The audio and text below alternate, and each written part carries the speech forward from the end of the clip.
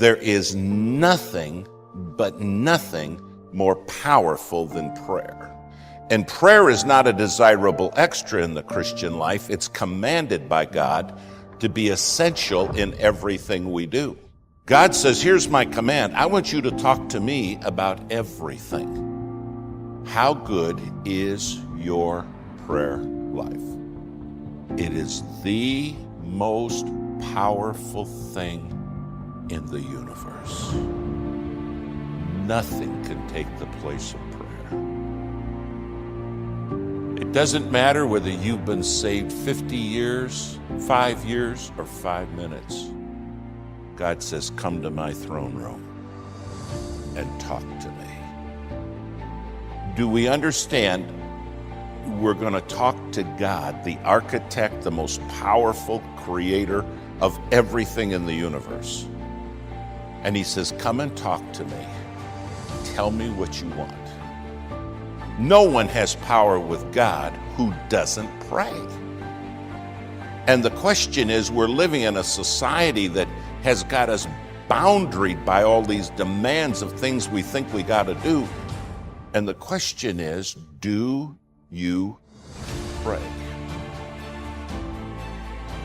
Jesus prayed. He lived a life of prayer. He didn't just teach about prayer. He didn't just sing about prayer and agree with prayer and nod at prayer, but he prayed. The Savior, the Son of God, God in the flesh, prayed. If Jesus had to pray, how much more do you and I need to pray? More people have quit praying because of disappointments in prayer than anything else. I've had people say to me, Pastor, I don't pray. I asked for this and God didn't do it.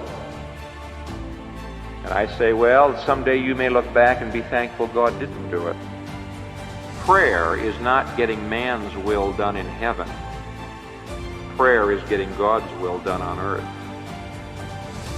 So when I wake up in the morning, I have a choice to make today. Do I want God to be in my life today? The question is, do I want His assistance? When I don't pray, what I'm saying in effect is, I don't need you. I'm not praying about my finances because I don't need you in my finances. I'm not praying about my marriage because I don't need you in my marriage. I'm not praying about direction because I can find my own direction.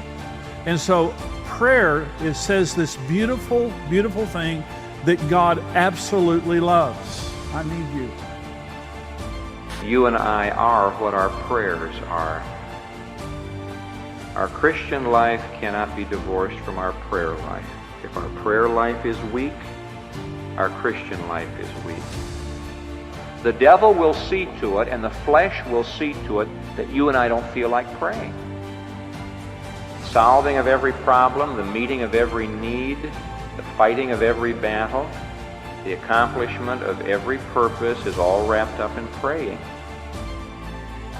The moment that we make that decision and we begin to talk to Him in prayer, God says, I will find you.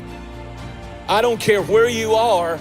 If you will pray and talk to me, I will find you. It doesn't matter where you are. You pray and He'll come to where you are.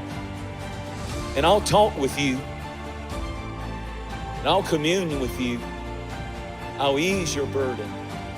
I'll lift your worries. I'll unlock you, unshackle you from fear and torment. If you'll just come meet with me, and if you'll just come meet with me in prayer, I'll fill you with confidence and courage. And you won't be afraid. You won't listen to the voice of the serpent in the garden more than my voice. If you will pray and talk to me, I'll come where you are, and I'll make that place a refreshing in your life. Oh, what needless cares we carry, all because we do not pray, all because we do not seek God's face, because we worry and we don't pray. When you're lonely, pray. When you're desperate, pray. When you've been disappointed, pray. When you're hurting, when you're bitter, when you don't understand, pray. Let your prayers match your problems. My number one priority is connecting with God. That's my number one priority. All of that other stuff will be all right if I connect with God.